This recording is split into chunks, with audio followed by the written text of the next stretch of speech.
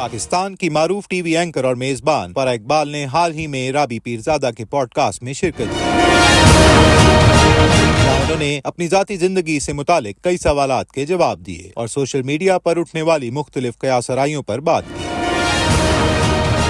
फराह इकबाल, जो मारूफ सहाफी इकरारुल हसन की बीवी हैं, अपने शौहर की तीसरी शादी और दीगर मामलात पर खुलकर बात की। राबी पीरजादा ने उनसे पूछा कि आया इकरार की तीसरी शादी के पीछे इकरार का इंतकाम था, जिस पर फराह ने कहा, मैं इस इंतकाम वाले हिस्से पर बात नहीं कर सकती क्योंकि मैं इस बारे में कुछ नहीं जानती। लोग जो चाहें सोच सकते हैं, लेकिन मैं सिर्फ अपने बारे में बता सकती हूँ। फराह ने इस बात पर भी वजाहत दी कि अगरचे वो अपनी जिंदगी में तवाज़ुन बरकरार रखती हैं, लेकिन इसका मतलब ये नहीं कि वो दूसरों से रकाबत रखती हैं। उन्होंने कहा कि अपनी जिंदगी में सुकून और खुशी के साथ रहती हैं और इसके साथ ही उनकी पसंदीदगियां भी मुख्तलिफ हैं। राबी पीरजादा ने जब फराह से उनके शौहर की दूसरी शादियों पर सवाल किया तो फराह ने कहा, अगर आपके शौहर दूसरी शादी नहीं करते तो हो सकता है कि वो कुछ दूसरे ताल्लुकात में मुलव्विस हों, क्योंकि मर्दों की फितरत होती है कि वो कई खवातीन से तारीफ सुनना चाहते हैं। उन्होंने कहा कि मर्द अपनी दूसरी शादियों और ताल्लुकात का जिम्मेदार होते हैं और उन्हें किसी भी खातून की तरफ से मजबूर नहीं किया जा सकता। फराह इकबाल ने मजीद कहा कि उनके शौहर की तीसरी शादी और दीगर मसाइल पर लोगों को इल्जाम नहीं लगाना चाहिए। उनका मानना है कि हर मर्द अपनी मर्जी से फैसले करता है और उसमें खवातीन को इल्जाम देने का कोई फायदा नहीं।